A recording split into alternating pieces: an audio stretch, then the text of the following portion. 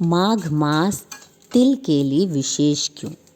नमस्कार दोस्तों भक्तों, आज हम बात करेंगे कि माघ माह में काले तिल, सफ़ेद तिल का दान करने से क्या लाभ हमें मिल सकते हैं, या माघ मास में तिल ही क्यों खाए जाते हैं। तिल के लड्डू हों, तिल की पपड़ी हो, तिल कुट्टा हो, ये सब जो है माघ मास में ही क्यों किया जाता है। तो दोस्तों, आज मैं आपको बता दूं कि माघ मास जो है वो तिल विशेष मास माना जाता है। अगर माघ मास में तिल का दान किया जाए और तिल और फिर गुड़ से बनी हुई मिठाइयों का दान किया जाए तो शनि देव की कृपा हमेशा बनी रहती है। शनि के दोषों से राहत दिलाने में तिल बहुत महत्वपूर्ण भूमिका निभाते हैं। साथ ही आर्थिक तंगी से भी छुटकारा दिलाते हैं। इसीलिए माघ मास जो है तिल विशेष मास माना जाता है। दोस्तों, माघ मास जो है वो व्रत त्योहार के लिहाज से भी बहुत खास माना जाता है। माघ मास में किए गए पूजा पाठ और दान से शुभ फलों की प्राप्ति की जा सकती है। और मान्यता तो ये भी है कि माघ मास में किए धार्मिक कार्य से देवी देवता प्रसन्न होते हैं और सभी मनोकामनाओं को पूरा करते हैं। इस माह में तिल का दान करना बहुत बहुत लाभकारी माना गया है। इस माह में माघ मास में तिल के कुछ उपाय अगर हम करें तो हमारे कष्टों से भी हमें जो है मुक्ति मिल सकती है। घर में संपन्नता बनी रहती है। माघ मास में अगर हम रोज़ तिल खाएं, तिल के लड्डू खाएं, तिल कुट्टा खा सकते हैं, हम तिल पपड़ी खा सकते हैं। और अगर हम जल में तिल मिलाकर स्नान करें तो बहुत पुण्य मिलता है।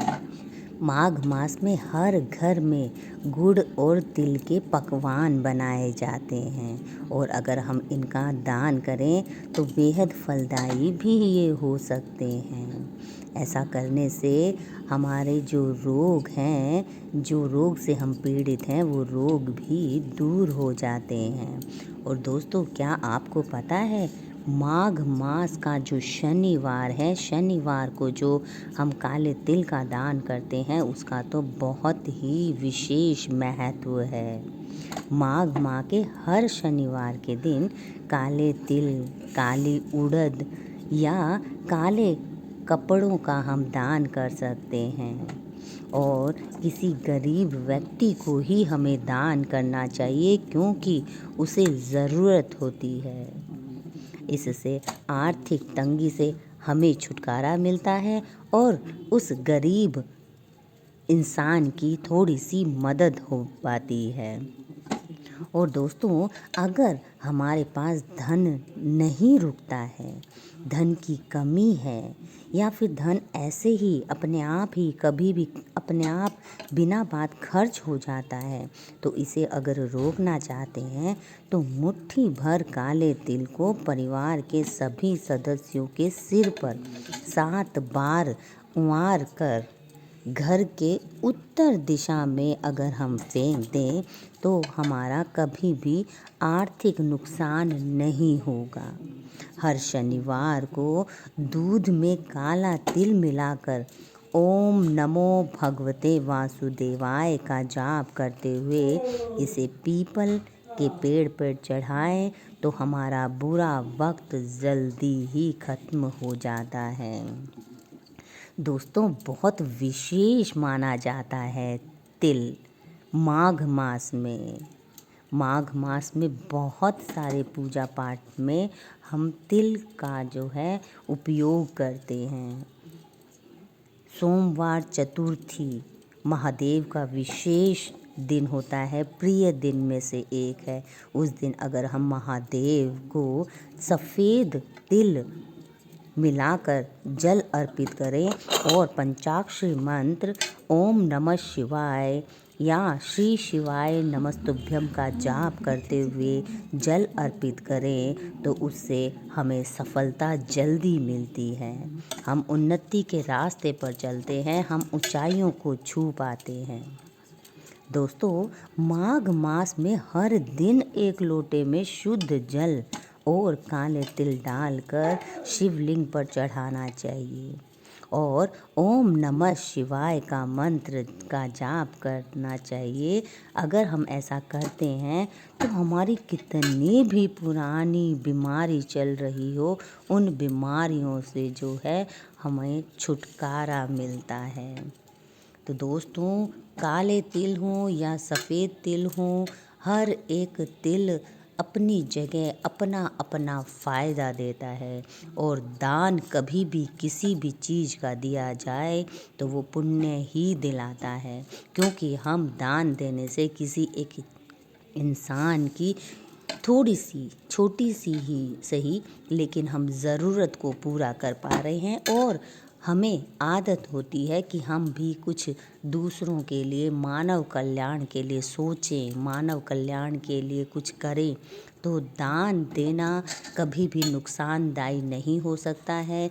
ये माघ मास है, आप तिल का दान करें, आप खाने का दान करें, आप अनाज का दान करें, आप गर्म कपड़े बांटें, आप कुछ भी करें, सब मानव कल्याण में ही जाएगा और मानव कल्याण के लिए किया गया कार्य कभी ना कभी तो हमें लौटा कर ही देगा। अच्छे कार्य अगर हम करते हैं तो उसका अच्छा फल ही जो है हमें प्राप्त होता है। बड़े बुजुर्गों ने हमें यही सिखाया है, सोच अच्छी रखो और कर्म अपने आप अच्छे होते जाएंगे। जैसा कि हम देख रहे हैं कि अकेला तिल जो है इतना इम्पॉर्टेंट नहीं होता है, लेकिन अगर उसमें गुड़ मिला दिया जाता है तो वो एक विशेष वस्तु, लड्डू, खाने लायक वस्तु में बदल जाता है। तो दोस्तों, अपना थोड़ा सा जो है धन, थोड़ा सा मन, थोड़ा सा जो तन है जो जाए और हम दूसरों को बांटें, जो नीडी फूल है जिनको ज़रूरत है उनको हम दान करें कुछ चीज़ों का, तो उनकी ज़रूरतें पूरी होंगी। हमारा जो है थोड़ा सा धन अगर उनके काम आ रहा है तो मानव कल्याण के लिए ये बहुत अच्छी बात होती है। दोस्तों, एक पौराणिक कथा, एक तथ्य प्रचलित है कि माघ का महीना पहले माध का महीना हुआ करता था, फिर बाद में माघ मास में इसको बनाया गया। माध शब्द का संबंध श्री कृष्ण के एक स्वरूप माधव से है। इस महीने को अत्यंत पवित्र माना जाता है। माघ महीने में ढेर सारे धार्मिक पर्व किए जाते हैं, साथ ही प्रकृति भी अनुकूल होने लगती है। इसी महीने में संगम पर कल्पवास भी किया जाता है, जिससे व्यक्ति शरीर और आत्मा से नवीन हो जाता है। वैसे तो माघ मास का हर दिन पर्व के समान माना जाता है, लेकिन कुछ खास दिनों का खास महत्व भी इस महीने में है। उत्तर भारत में पौष पूर्णिमा के साथ ही माघ स्नान की शुरुआत हो जाती है, जिसका समापन फरवरी की माघी पूर्णिमा के दिन संपन्न होता है। सारा का सारा माघ मास शुभ कर्मों में वृद्धि के लिए खास माना जाता है, लेकिन कुछ विशेष तिथियां बहुमूल्यता लेकर आती हैं। जानिए कौन सी हैं ये। षटतिला एकादशी, इस दिन तिलों के जल से स्नान किया जाता है और तिल का ही उपटन लगाया जाता है, तिल से ही हवन होता है। वह तिल मिले जल का पान, तिल का भोजन और तिल का दान किया जाता है। ऐसा करने से समस्त पापों का नाश होता है। काले तिल व काली गाय के दान का भी बहुत महत्व माना जाता है। कृष्ण पक्ष की एकादशी को षटतिला एकादशी कहते हैं। इस दिन भगवान विष्णु की पूजा की जाती है। श्री हरि को प्रसन्न करने के लिए षटतिला एकादशी पर तिल और उससे बनी चीज़ों का दान करने से पापों का नाश होता है। दूसरा महत्वपूर्ण पर्व है कृष्ण पक्ष की मौनी अमावस्या। यह दिन भी बहुत ही पवित्र माना जाता है। इस दिन मौन रहकर या मुनियों जैसा आचरण करें और स्नान दान करना चाहिए। त्रिवेणी या गंगा तट पर स्नान करना चाहिए। स्नान के बाद तिल के लड्डू, तिल का तेल, आंवला, वस्त्र अपनी इच्छा अनुसार कुछ भी दान करना चाहिए। मौनी अमावस्या का दिन जो है वो श्रवण नक्षत्र होता है, अर्ध्योदय योग होता है। इस अवसर पर स्नान दान का फल भी मेरु के समान मिलता है।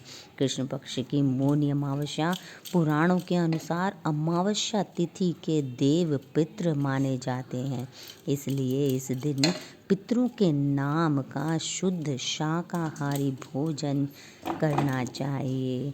तीसरा महत्वपूर्ण पर्व है माघ शुक्ल पंचमी, बसंत पंचमी। इस दिन विद्या, बुद्धि, ज्ञान और वाणी की अधिष्ठात्री देवी को पूजा जाता है। ब्रह्मा वैवर्त पुराण में इन देवियों का जन्म भगवान श्री कृष्ण के कंठ से होना बताया गया है। और अगला महत्वपूर्ण पर्व है अचला सप्तमी। माघ मास में शुक्ल पक्ष की सप्तमी को अचला सप्तमी का व्रत रखा जाता है। इसका महत्व भगवान श्री कृष्ण ने युधिष्ठिर को बताया था और उसके अनुसार स्नान दान, पितरों के तर्पण व सूर्य पूजा और वस्त्र आदि दान करने से व्यक्ति बैकुंठ धाम में जाता है। और माना तो ये भी जाता है कि व्रत रखने से साल भर रविवार के दिन रखे व्रतों के समान पुण्य मिलता है। सप्तमी का अचला भानु सप्तमी भी कहा जाता है। इसे बहुत शुभ माना जाता है। शुक्ल पक्ष की सप्तमी तिथि को अचला सप्तमी, सूर्य सप्तमी, आरोग्य सप्तमी या पुत्र सप्तमी के नाम से भी जाना जाता है। दोस्तों अगला पर्व है भीमाष्टमी। शुक्ल पक्ष की ही अष्टमी को भीमाष्टमी कहते हैं और माना जाता है इस दिन भीष्म पितामह ने सूर्य के उत्तरायण होने पर प्राण त्याग किया था। और माना यह भी जाता है कि स्नान दान व माधव पूजा से मनुष्य मात्र के सब पाप कट जाते हैं। इस दिन शुभ दिन को भीष्म अष्टमी नाम से जाना जाता है। महाभारत में कहा गया है जो व्यक्ति माघ शुक्ल अष्टमी के दिन भीष्म पितामह के निमित्त तर्पण, जल दान आदि करेंगे उनके वर्ष भर के पाप नष्ट हो जाएंगे। और अगला पर्व है माघ पूर्णिमा। माघी पूर्णिमा का महत्व जो है वो सर्वाधिक माना जाता है। इस दिन चंद्रमा अपनी 16 कलाओं से शोभायमान होकर अमृत की वर्षा करते हैं। इसके अंश वृक्षों, नदियों, जलाशयों और वनस्पतियों में होते हैं, इसलिए इनमें सारे रोगों से मुक्ति दिलाने वाले गुण उत्पन्न होते हैं। और माना यह भी जाता है कि माघ पूर्णिमा में स्नान दान करने से सूर्य और चंद्रमा युक्त दोषों से मुक्ति मिलती है। दोस्तों आपको आश्चर्य होगा कि माघ पूर्णिमा पर चंद्र देव अमृत बरसाते हैं। इस तिथि पर स्नान और दान करने से सूर्य चंद्रमा युक्त दोषों से निजात मिलती है। सफलता हेतु दूध में मिश्री मिलाकर सफ़ेद शिवलिंग का अभिषेक करना चाहिए। और दोस्तों महत्वपूर्ण दिन महिलाओं के लिए माघ मास में कृष्ण पक्ष की चतुर्थी तिथि को संकट चौथ के रूप में हमारे संपूर्ण भारत में मनाया जाता है। संकटी चतुर्थी, माघी चौथ, तिलकुट्टा चौथ के नाम से ये दिन जाना जाता है। धार्मिक शास्त्रों में संकट चौथ पर मिट्टी से बनी माता गौरी, श्री गणेश और चंद्रमा की पूजा की जाती है और इस दिन संकट माता की आराधना भी करते हैं। और इस दिन गणपति बप्पा ने देवताओं के संकटों को दूर किया था, इसलिए ये दिन विशेष माना जाता है। सभी महिलाएं अपनी संतान के लिए व्रत रखती हैं, उनकी लंबी उम्र की कामना करती हैं और तिल से जो है प्रसाद बनाया जाता है। तिलकुट्टा बनाने की परंपरा प्रचलित है। तिलकुट्टा चौथ इसको कहा जाता है क्योंकि इस दिन तिलकुट्टा बनाया जाता है। संकट चौथ पर तिल से बनी चीज़ों का सेवन करते हैं। तिलकुट्टा ही प्रसाद के रूप में श्री गणेश को चढ़ाया जाता है। दोस्तों, कुछ महिलाएं संकट चौथ का व्रत संतान की सुख समृद्धि के लिए रखती हैं, तो इस दिन वो उपवास रखती हैं, फलाहार करती हैं, मीठे फलों का सेवन करती हैं और कई जो महिलाएं हैं वो निर्जला व्रत भी इस दिन रखती हैं और पूरी श्रद्धा से श्री गणेश भगवान की पूजा की जाती है। माघ के महीने में पवित्र नदी में आस्था की डुबकी लगाने की परंपरा है।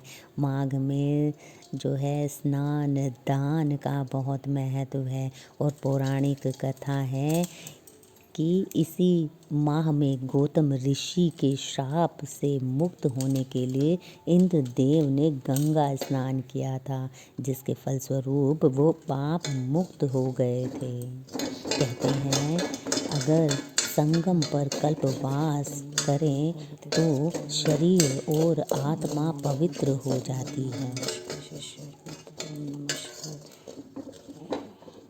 इस माह में श्री हरि और देवी लक्ष्मी की पूजा की जाती है और पूरे माह भगवान विष्णु के साथ माँ लक्ष्मी की पूजा अर्चना करने से जीवन भर पैसों की कमी नहीं होती है। वहीं इस महीने को लेकर कुछ और भी नियम पालन बताए गए हैं जिनको हमें पूरा करना चाहिए या पूरा करने की कोशिश करनी चाहिए। दोस्तों, माघ मास का सीधा संबंध भगवान श्री कृष्ण के माधव स्वरूप से है, इसलिए इस माह उनकी पूजा ज़रूर करनी चाहिए। इसके अलावा मधुराष्टक का पाठ करना चाहिए। ओम नमो भगवते वासुदेवाय नमः।